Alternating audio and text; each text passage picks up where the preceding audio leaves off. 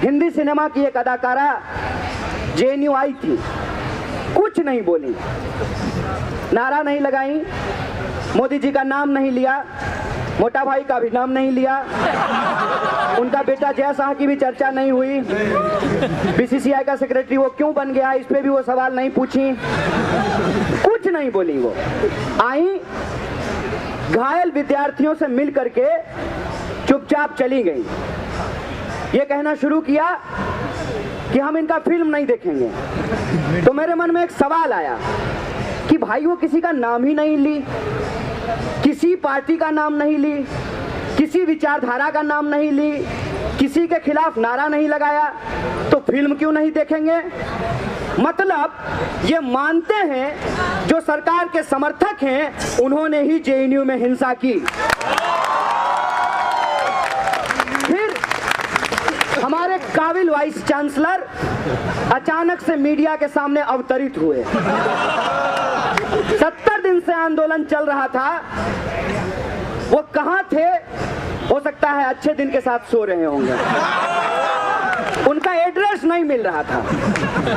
फिर वो आए और मीडिया को कहा कि जो ग्रेट पर्सनैलिटीज घायलों से आके मिल रहे हैं उनको उनसे भी मिलना चाहिए जिनकी पढ़ाई लिखाई बाधित है।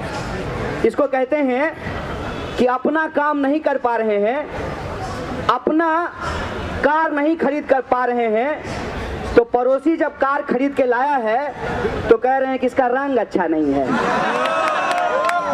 कोई उसको याद दिलाइए कि साहब ये आपका काम है कि यूनिवर्सिटी में पढ़ाई लिखाई क्यों नहीं हो रही है, तो ये आप जाकर के विद्यार्थियों से बात करेंगे, आप जाकर के अपने शिक्षकों से बात करेंगे, आप अपने कर्मचारियों से जाकर के बात करेंगे। दीपिका पादुकोण जेएनयू की वाइस चांसलर नहीं है। मेरा प्रश्न ये है कि आपके घर में कोई घायल हो जाए और जो हेड ऑफ फैमिली है, परिवार का मुखिया है, वो उससे मिलेगा कि नहीं मिलेगा? वाइस चांसलर बोले हैं कि कोई भी आके हमसे मिल सकता है, हमारा दरवाजा खुला रहता है। ऐसा तो अमित शाह भी बोले हैं कि रात को 3 बजे भी मेरे घर में आ सकते हो। बोलिए ये निमंत्रण है कि धमकी?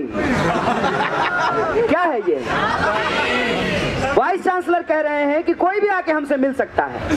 आपके परिवार का मुखिया अगर कहे कोई एक्सीडेंट घर में हो गया हो कि टूटा हुआ टांग लेकर के कोई भी आकर के हमसे मिल सकता है, ये कितनी अजीब बात है, इसके बारे में सोचिए। वाइस चांसलर जो घायल स्टूडेंट हैं उससे मिलने के लिए नहीं गए। मुझे तो एबीवीपी पे भी दया आती है, उसी से मिल लेते हैं। सेल्फी भी एबीवीपी हो जाती है, सेल्फी भी टूटे हुए एबीवीपी। क्यों नहीं मिले? आपका कुलीग कहते हैं कि स्टूडेंट का ऑर्गेनाइजेशन है, स्टूडेंट का ऑर्गेनाइजेशन के बीच में आपस में झड़प हो गया, तो भाई टीचर का सर क्यों फोड़ दिए? टीचर कौन सा स्टूडेंट का ऑर्गेनाइजेशन का मेंबर है? इसको समझने का जरूरत है कि ये बहस क्यों खड़ा की गई है। ये बहस इसलिए खड़ा किया गया है ताकि आप क्रोनोलॉजी समझते रहिए और ये अपना क्रिमिनोलॉजी चलाते रहेंगे। ये अपराध है और इस देश के गृह मंत्री के ऊपर तरीपार होने का आरोप नहीं है, वो तरीपार थे। उनको गुजरात से बाहर कर दिया गया था। सुन लीजिए दिल्ली पुलिस के हमारे प्रिय आईपीएसओं, आप जो है एक तरीपार का गुलामी करना बंद कर दीजिए। आप आईपीएस हैं, आप आईपीएस हैं। हम में से बहुत सारा स्टूडेंट आईपीएस बनना चाहता है। आप लोग ऐसा कीजिएगा तो इरादा बदल लेंगे। ये क्या है? और वो जो देश के अंदर बहस खड़ा कर रहे हैं, उस बहस पे आप सवाल खड़ा कर दीजिए तो एंटी नेशनल बोलने लगते हैं। दीपिका पादुकोण जब मोदी जी का कैंपेन कर रही थी तो देशभक्त थी, जेएनयू में आ गई तो देशद्रोही हो गई। ये कितनी अजीब बात है।